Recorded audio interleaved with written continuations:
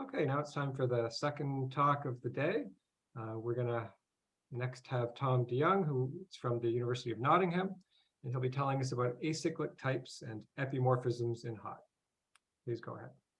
Yep, thanks, Dan. So yeah, thanks a lot for the opportunity to speak here. It's very nice. And yeah, in a way, this sort of project came about because of the summer school. Because before the HoTT summer school, I was visiting Egbert in Ljubljana, where Andre was generously hosting me. And we were doing some work, and that kind of led to us thinking about this extension problem that I have on the bottom right here, where you have a map F, and then you wonder if you have another map G going down, whether if there exists an extension of G along F, is it unique? We were kind of thinking about this, and then, I mean, as we'll see, that's like an epimorphism. And then someone in the HoTT summer school asked about epimorphisms, and Ulrich pointed them and me as well to some literature on acyclic types in topology. And so then we had this interesting link, and that's what this talk is all about. So yeah, I already mentioned this is joint work with Ulrich Puchholz, who is also at the University of Nottingham, and Egbert Rijke, who's at the University of Ljubljana. So on the right, we kind of have this epimorphism thing going on. And on the left, I made a picture of the suspension of a type A, where we add 2 points, north and south, and then an identification for every element in A. And as we'll see, these things are very much related, but at least to me, it's not obvious at first that they are, but we'll quickly see that this is indeed the case. Okay, so let's dive right in. So first we talk about epimorphisms. So recall that in one category theory, a map is an epimorphism if whenever you have two maps that you can post-compose with F, then if they were equal after you compose them, then they were actually equal to begin with. And I mean, you can rephrase this by saying that precomposition with F is an injection. And then, I mean, this property that I had on the first slide, on the title slide, like this, this extension being unique if it exists, and this is just saying that F is an epimorphism. And then what we do in HoTT, as actually Martine Scardo suggested to me in a meeting that I had sort of very early on with this stuff, is we define a map to be an epi in HoTT if precomposition with F is an embedding. So we just kind of beef up this injection to an embedding, which homotopically is a bit better behaved. So that gives us a notion of epimorphism in HoTT, and then we try and study it. But it turns out it's useful to also consider a variation of this. So that's where I'm going to get to now. So here's just a definition repeated and expanded a little bit. So a map F is an epi for every type X. Precomposition with F is an embedding. So you take a map from B into X, you precompose to get a map from A into X, and ask that this map is an embedding. Now, you can also consider sort of weakening this a little bit, and just instead of asking for this to hold for every type X, you ask this to hold for all K types X. So you have this K restriction here on the type, and I'm going to call that an epi with respect to K types. And then, I mean, here I haven't asked that A and B are actually K types themselves, but then you've kind of proved this first lemma, which is that a map is an epi with respect to K types, if and only if its K truncation is. So you can always just kind of assume that A and B are actually K types because you can reflect it into this category of K types. And then there's a few basic properties that you can verify. So of course, one of them is that if you have two epis under, I mean, epis are closed under the composition, but you actually get like a sort of one-sided 3-4-2. So if F is an epi, then the composite G after F is an epi if and only if G is. And of course, you also have that for when you restrict to the K epis. Then every equivalence is an epi, and sort of the relative version that every K equivalence is a K epi. And in particular, every K connected map is a K epi. So already that gives us some examples just by the theory of connected types and connected maps of K epis. And then there's this little fact in category theory, and you can prove this in HoTT as well, that turns out to be quite fruitful. which is that a map is an epi if and only if this square here, we have the cospan with the f's, this map is a push out. We'll see why this is useful in just a little bit.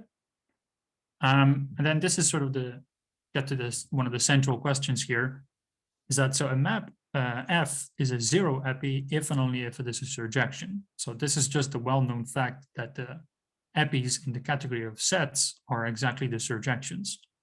Because when you look at zero epis, you're just asking for like for this property with respect to zero types, i.e. sets. But then the interesting thing is that if you want to know what happens for k higher than zero, then we turn to these so-called acyclic types. And this is when a lot of sort of like group theory and topology kind of is lurking around the corner, and that's quite interesting. So that's where we're gonna go next. So for acyclic types, I'm gonna need the suspension of a type. So again, I drew the picture here, but we define it as the push out of the maps from A into 1. And then we make the following definitions. So a type is acyclic if its suspension is contractible, and it's k-acyclic if the suspension is k-connected. So that just means that when you take the k truncation of the suspension, then this is contractible. So you're not asking for the full suspension to be contractible, but just its k contraction. And then you can look at a few examples. So for example, you can prove that a type is zero acyclic if and only if it is inhabited.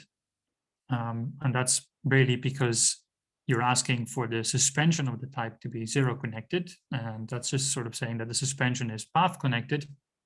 And so for that, you just need a point in A, because then you're connecting the north and south poles in the picture there.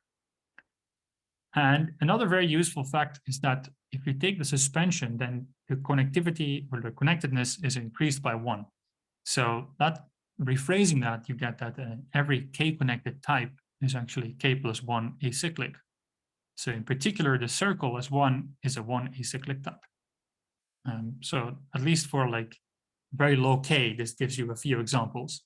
And then we'll see that as k gets bigger, it becomes increasingly hard to get some, but we'll get there later. For now, what I would like to do is I would like to connect this notion to the epimorphisms. And of course, for that, we're going to need to expand this notion of an acyclic type to an acyclic map. And we do that in the usual way, namely by looking at the fibres. So we say that a map is acyclic, k-acyclic, if all of its fibres are. And that, I mean, that's just the usual thing, like you do in a lot of mathematics, actually. And then there's this nice little lemma that characterizes acyclicity of a map in terms of the co-diagonal.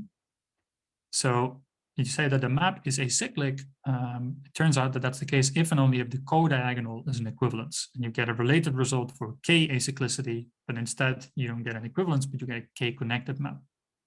So the co-diagonal is just the map that is induced when you take the push out of F and F. You have this type here, and then you take the identity, and then you get an induced map here, which is the co-diagonal.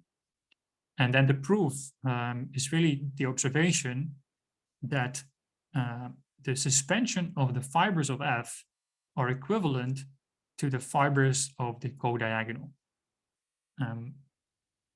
So that if we have a k-acyclic map, then these fibres, like that means that the suspension is k-connected. So that's just saying that these things are k-connected. So it's just saying that the co-diagonal is k-connected, and that's it. And so this is quite nice, because then it allows us to prove already that the epimorphisms are exactly the acyclic maps. And of course, the point of this parameter k was now that also you can add the k. So a map is a k-epi if and only if it's k-acyclic. So what's the proof? Well, you say, okay, a map is an epi. I'll do this just for epi, but the same argument goes for k-epi, of course. If and only if this square is a push out. But this square is a push out, that just means that the co-diagonal is an equivalence, because, I mean, this type here, this b square cup ab, is defined as the push out of this cospan. And we just saw that that means exactly that f is acyclic.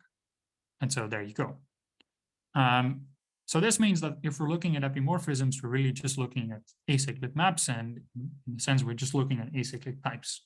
So that's where the rest of the talk is gonna go into. So first, I would like to talk about perfect groups and k-acyclic sets. So in group theory, you define a group to be perfect if its abelianization is trivial. So one example of that is the group A5 of like even permutations and 5 element set, like the alternating group. And then it turns out that you can show that if you take a group G, and now you take its classifying type, that this classifying type is 2 acyclic precisely when the group G is perfect. So that's a very sort of, very direct characterization of when these classified types are 2 acyclic. And I mean, the proof is a little bit of like synthetic group theory, where the abelianization is the 2 truncation of the suspension. But I'm not really going to go into the details there. What I would like to do is prove another fact, which is namely that a set is 1 acyclic if and only if it is contractible. So this is kind of saying that, when you look at acyclic types, there's no use at looking at sets because the only one is the unit type. But the real reason I would like to show this proposition, it's quite a useful one, but also the proof is quite nice. Because what do you do for the proof? Well, you say, okay, let's suppose I have a 1 acyclic set A, and now you take G to be the free group on that set. And you write eta for the inclusion of generators. Then, because A is assumed to be acyclic, then this map here, the map into 1 is a 1 epi. So that means, if you just unfold this definition of epi, that I can take a 1 type and I'm going to choose BG, but I have that this constant map here is an embedding. So this is just precomposition without map. Now, if I look at the path spaces of this embedding, then I'm going to get an equivalence, and this equivalence is going to say that the constant map here, this is an equivalence. But now on the right, I have the inclusion of generators, eta. So that means that eta must be constant, but eta was also an embedding. So that can only happen if A was actually a subsingleton. And then finally, A is also inhabited because it was 1 acyclic, therefore it's 0 acyclic and it's inhabited. So A is a contractible type, and that finishes the proof already. I would like to mention also that the fact that this map eta is an embedding, constructively this takes a bit of work. So this was proved by Mainz, Richman, and Ruitenberg in a book on constructive algebra. And then there's a nice formalization in Agda by Besem, Coquin, Dibier, and Escardo. So that's, I mean, you're not assuming that A is decidable equality here or something like that. So that's why you might need a bit of work. In any case, that tells us that, it's no good looking at sets when we're looking at acyclic things. But the nice thing is that it actually allows us to fully characterize the 1 acyclic types. So we have the following theorem that a type is 1 acyclic if and only if it is connected. And then one of the directions actually we already knew,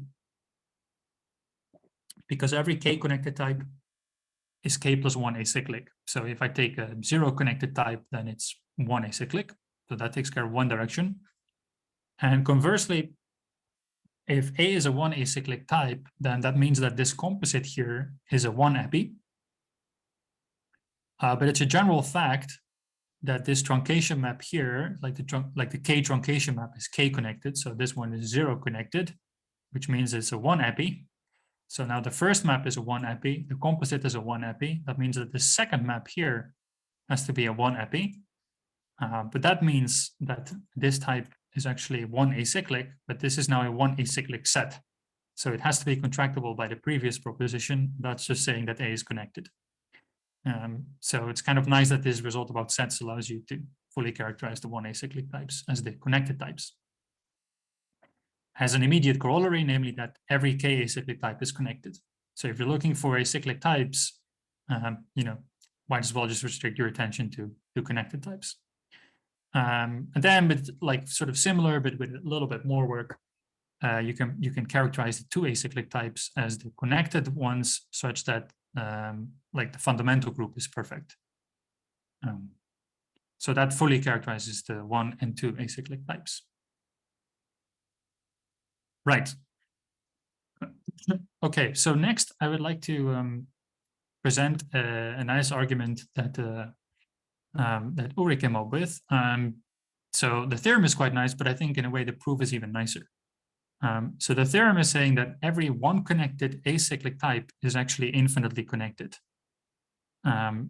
So yeah, you start with an acyclic type, you assume it's one connected, and actually it turns out to be connected at every single level. And so let's look at the proof. So the proof is as follows. You use the Freudenthal suspension theorem, which says that the unit of the loop space adjunction is 2n connected whenever n is n connected. Okay, now you say, okay, A is acyclic, so that means that the suspension of A is equivalent to 1. That means that the loop space of that is equivalent to 1. So that means that the connectedness of sigma is the connectedness of A, because I can just as well write A here, sorry, 1 here. So, and now you play this bootstrapping trick, because if you say, well, actually, if then A is 1 connected, then that means that sigma and hence A has to be 2 connected. But now I know A is 2 connected, so I apply the same trick and I get that it's 4 connected, and so on. So it's actually 2n connected for every n. So it's kind of a nice argument that uses this little bootstrapping trick to sort of set things in motion. And then a very similar argument shows that a 1 connected type is k plus 1 acyclic if and only if it is k connected. So one direction we already had, namely k connected, implies k plus 1 acyclic. But now if you restrict your attention to 1 connected types, this actually becomes an if and only if. So yeah, so sort of a variation of the above result. Okay, so yeah, at this point, I mean, I've shown you some types that are k acyclic for some k, but what I haven't done yet is given like an example of a genuinely acyclic type, that like acyclic at all levels, if you like, or like for every single that has this epimorphism property with respect to all types. So that's where we're going to go next, and for that we're going to turn to some group theory, and we're going to look at the Higman group. So the Higman group is defined as the group with 4 generators, A, B, C, D, and 4 relations. And the relations are just saying that an element is equal to the commutator of like the previous element, where you sort of cycle back from A to D, and the element itself, right? So dA just denotes dA, D, then A, then D inverse, then A inverse. And so for RB, you get that B is AB, RC is saying that C is BC, and so on. And okay, you have this group, and then in HoTT you can describe this classifying type as a higher inductive type, where we add a point, and now we add 4 identifications of the point with itself, and we add some higher path constructors that correspond to these relations here, saying that A is equal to the commutator of DNA, and so on.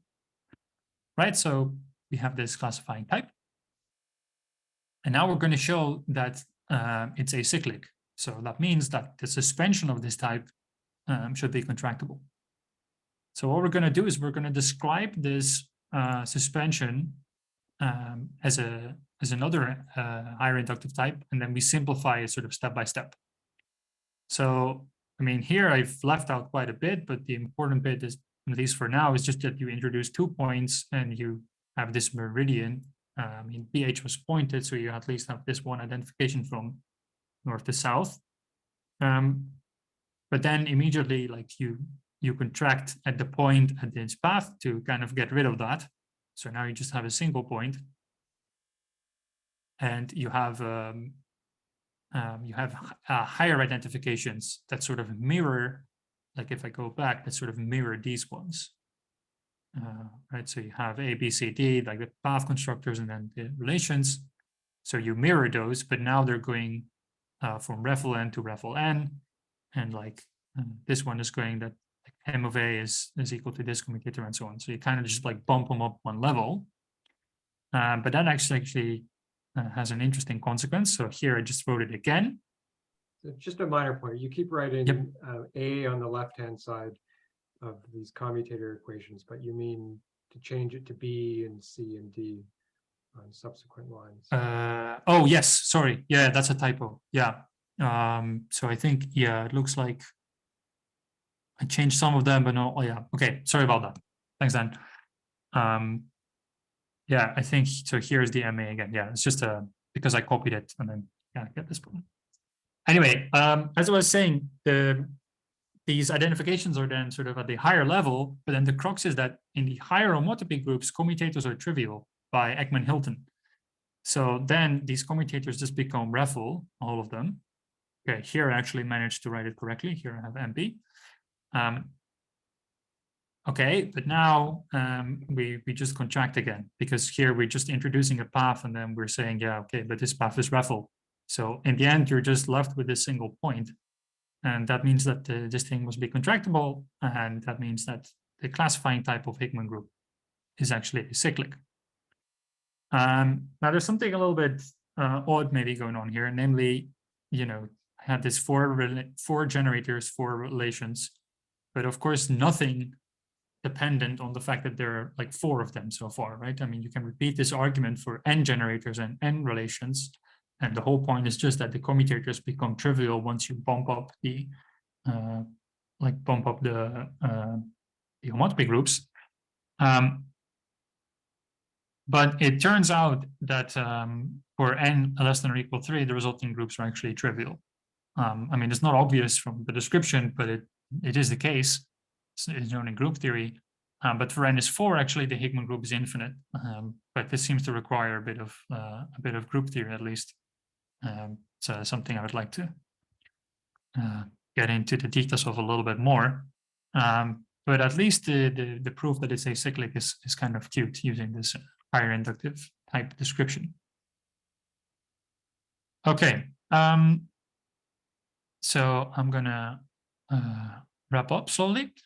So sort of the short line summary is that at this higher types, the notion of an epimorphism becomes quite strong. You have to try reasonably hard to find a genuine example. And it coincides with this notion of an acyclic map or an acyclic type, which then plays a big role in like algebraic topology. So it's really quite interesting from the point of view of synthetic homotopy theory. And then I would like to discuss some directions for future work. As you can see, there's quite a bit here, and there's quite a bit of stuff that we would like to do. In a certain sense, we're just getting started. So one very interesting question is whether these acyclic maps form an accessible modality. So classically, this is the case, where like the other class are these so-called hypoabelian maps. I mean, they should form a modality, but then the interesting question really is whether this is an accessible modality. And then there's some, there's like related things. So like the plus construction, can we sort of carry this out in HoTT? There's the Kohn-Thurston theorem, which says that every infinity group can be presented by a pair GP, where G is a group and P is a perfect normal subgroup. So at least sort of superficially, this has something to do with like acyclicity, right? Because of this perfect subgroup here. But I mean, when you look at this, it does actually have something to do with acyclicity. That would be like a sort of big goal. And then one thing we noticed as we sort of tried to replace some of the arguments in the literature, that it may be tricky to sort of work around needing Whitehead's principle. So Whitehead principle says that every infinitely connected type is contractible. But maybe we could also do with a sort of weaker principle that every one connected acyclic type is already contractible. So remember that by this bootstrapping argument, we knew that every one connected acyclic type is infinitely connected. So this weaker principle actually follows from Whitehead's principle, but perhaps this is already enough. If I remember correctly, and I guess Ulrich will correct me if I'm wrong. So this Whitehead's principle fills in like tuples of parameterized spectra, but this weaker principle actually holds there. So yeah, but once you sort of get to like everything I did so far, that's fine without these things. But once you get maybe to more complicated stuff, you might want to assume these things or work around them. Then there's also like more group theory that we could try to sort of leverage or import, like this theory of binary groups that is used to prove acyclicity of some infinitely presented groups. And finally, it would be nice to see if we can come up with some neat applications of the theory of acyclic types or epimorphisms in the case where like the surjectivity, like this will always work for sets, but if you look at types that are not sets, then you will need this acyclicness or like k-acyclicness. It'd be nice to come up with some applications where we can actually apply this theory to get like the uniqueness of these extensions, right? This might help you doing some sort of argument there. Yeah, so then there's a whole lot of references here. A lot of this is like sort of classical topology stuff, which I guess sort of shows why this list of future work is so long. I mean, there's quite a bit of literature to dive into, and so there's a lot of exciting stuff.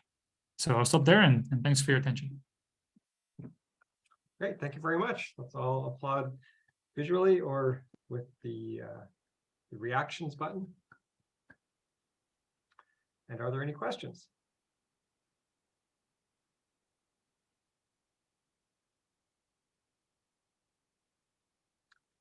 I'll start things off.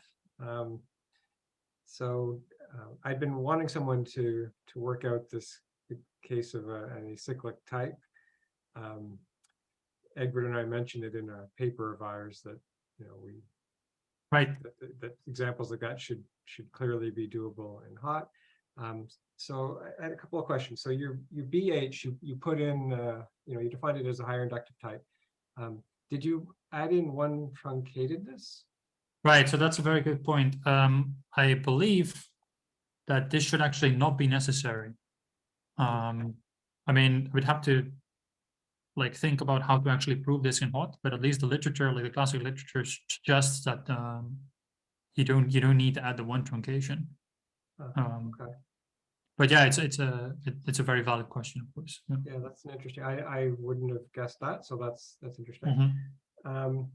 And then the proof that its suspension is contractible, you're sort of manipulating the description of a hit formally. Yeah. So can you say what you're really doing? Because I mean, that's not something we can reason about. Yeah, no, that's I would say at this point, and I may have forgotten to stress this more than I would have liked to, that this is maybe perhaps more of a proof sketch. Because yeah, I mean, as you say, you're sort of taking this description and then manipulating it. So perhaps what you could do is you could write them both down and then try and sort of prove, like write them both down in cubical lambda, say, and then try and prove that they're equivalent somehow, using the argument described here. But yeah, I would want to sort of get my hands dirty to actually see if that can be, really carried out fully. Yeah, I'm sure it can be. Yeah. Okay, then just to make sure I understood, you haven't proved that BH isn't contractible. No. Okay. Yeah, so I think I mean, when I looked it up, so this is fairly recent as well,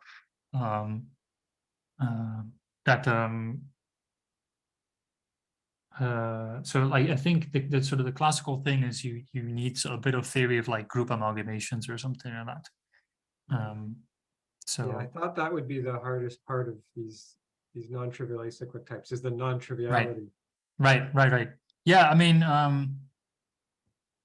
yeah, I mean, I don't want to suggest that we've already sort of done that. Something to look into, but already we were quite pleased that sort of have a sort of argument that makes it an acyclic type. Yeah. Because yeah, it's quite a strong property actually. That's right. Yeah, that's great. It's useful. There's many places where you need one of those just to show some implication doesn't hold. So right, great to have one fully in hand. Yeah. Okay. I've asked too many questions. Are there other questions? I see a hand up. Yes, Nikolai, go ahead. I just wanted to remark, I think, well, these arguments which manipulate the HIT constructors, well, what you're essentially doing, I think, is you take the category, well, I think it's probably a wild one category in which this HIT is the initial object, and then you show that this category is isomorphic to another category. Well, is it isomorphic or equivalent? But I think it's actually even isomorphic to some other categorical structure where the type of objects is, yeah, defined slightly differently. And yeah, so then you know that these categorical structures are isomorphic, so you know that the initial objects are equivalent. And I think that's what's going on when you do these arguments. Okay, that's all I wanted to. It's a nice one. Anybody else?